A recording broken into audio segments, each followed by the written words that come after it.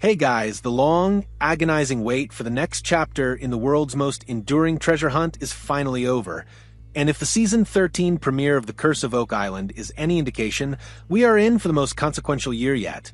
After 12 seasons of methodical, often frustrating, searching, the premiere delivered an artifact so profoundly significant it didn't just hint at the treasure, it offered physical, irrefutable proof of the legendary money pit's existence, finally dissolving a centuries-old mystery.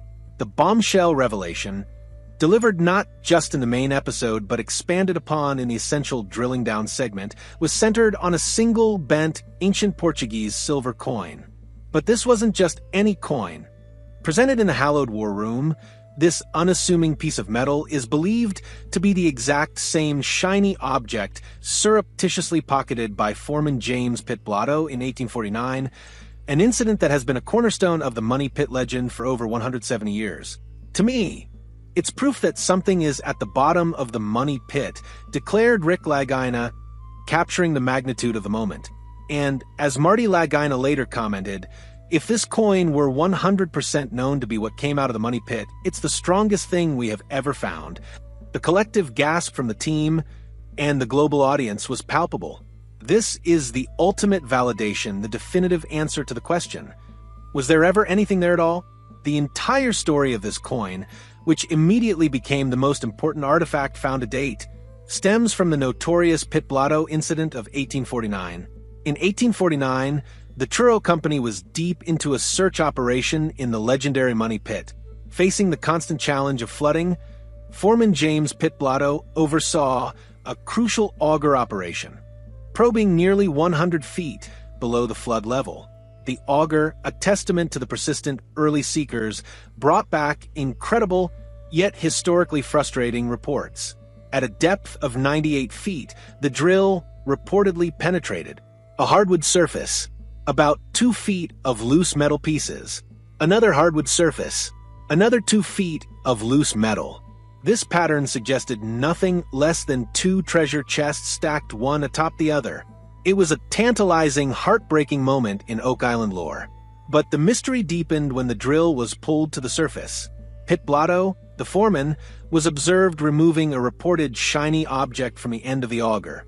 Crucially, he refused to reveal what it was to anyone else on the island, immediately fueling speculation and secrecy. Pitblato's next action solidified the importance of his finding. He immediately sought out prominent businessman Charles Archibald, whose family had funded the 1804 search. After viewing the item, the two men's immediate joint action was to seek to purchase the eastern part of Oak Island.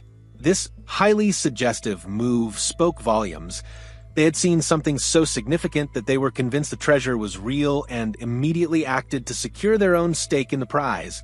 This covert action cemented the Pitblato Incident as a pivotal, if unproven, chapter in the Oak Island narrative. Now, over 170 years later, the shiny object has resurfaced, carried into the war room by Steve Solomon, a descendant of the Archibald family. Solomon believes, with powerful conviction, that this is the very object Pitblato found and passed on. The coin was passed down through the Archibald family, originating with Charles Dixon Archibald.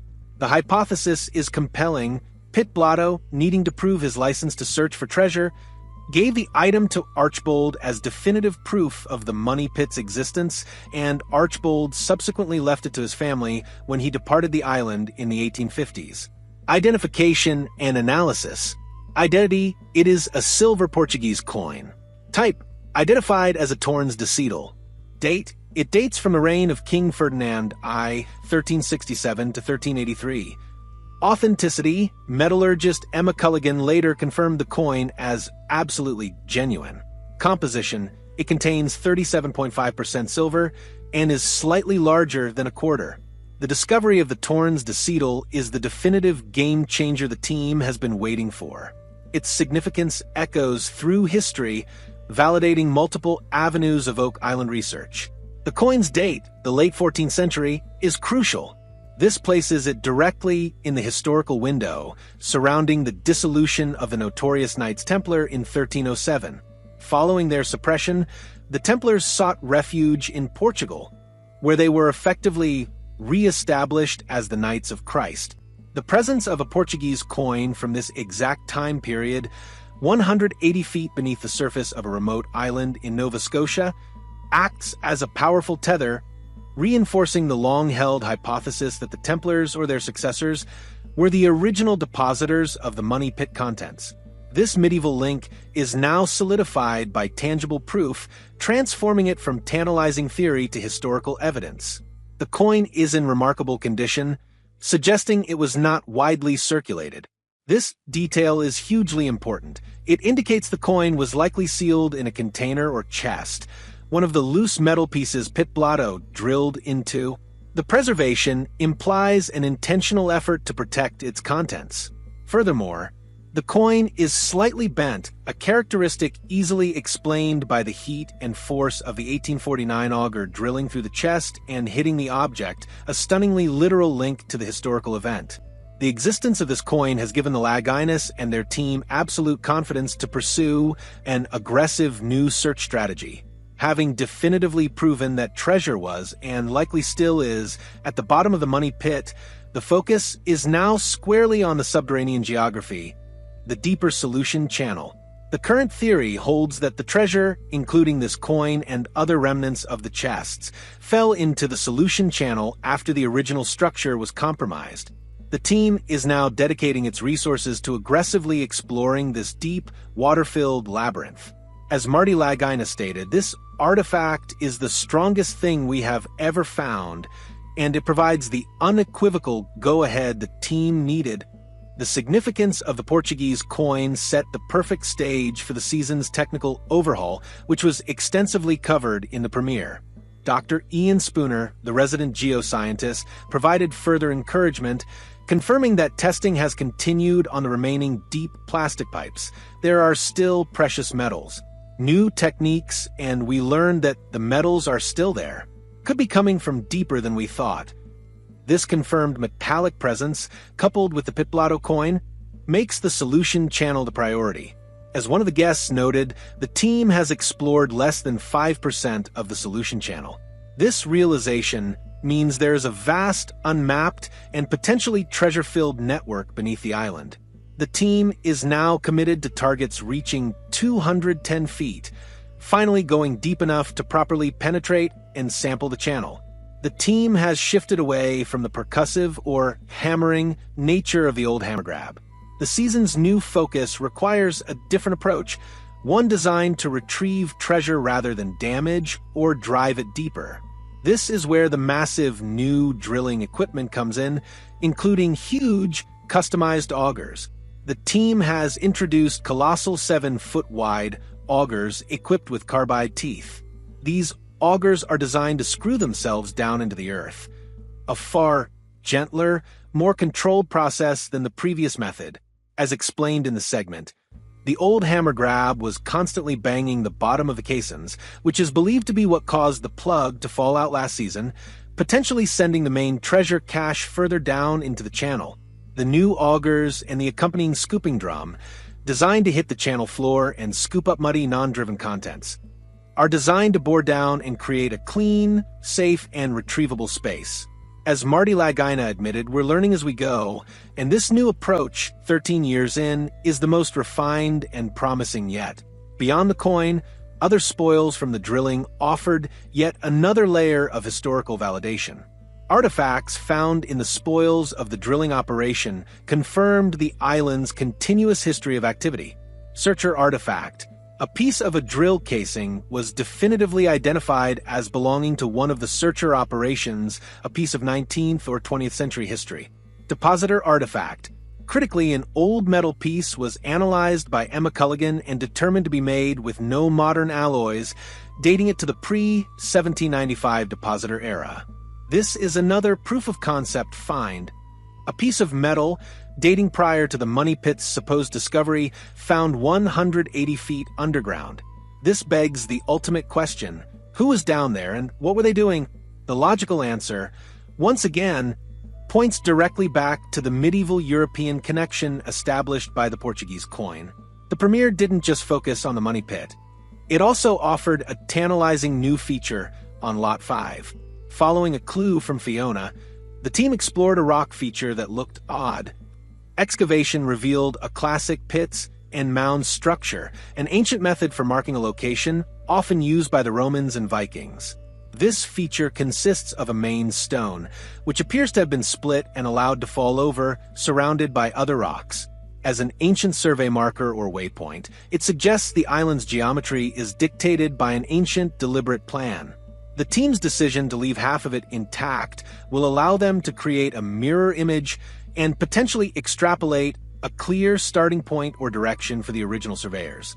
The first episode of Season 13 delivered more historical validation than many previous seasons combined. The finding of the Torrens de Seidel is the ultimate answer to the biggest skeptic's question. It is the physical link, the smoking gun, to the legend of Pitblato and the treasure chests of 1849, coupled with new technology designed to finally bore into the solution channel without driving the treasure away. The team enters the new year with a mandate of absolute confidence. As the team pushes down past 200 feet, armed with proof of the legend and a map of ancient geometry, the question is no longer if the treasure is there, but when they will retrieve the rest of the King Ferdinand I cache and all the biblical historical artifacts that may lie sealed beside it. The sheer audacity of the original depositors now seems almost unbelievable. To have constructed a subterranean vault complex using advanced techniques that contemporary engineers still struggle to replicate, to protect a treasure linked to one of history's greatest religious and military organizations, speaks to a mission of monumental importance. The wood, the clay, the baffling flood tunnels, they weren't traps, they were a sacred preservation system. The Lagina, guided by the Torrens de Seidel, no longer view the money pit as a hole to be dug, but as an ancient code to be cracked. Every piece of ancient wood, every ferrous spike, every signal of metal now carries the weight of this newly validated history. They know that what they seek is not merely a hoard of gold, but a cultural time capsule, a collection of secrets that could fundamentally rewrite our understanding of the medieval world. But this certainty comes at an emotional cost. For years, the team faced ridicule, their hope tempered by the island's relentless psychological warfare. The discovery of the Pitblato coin, though exhilarating, is also a sobering reminder of how close they have always been.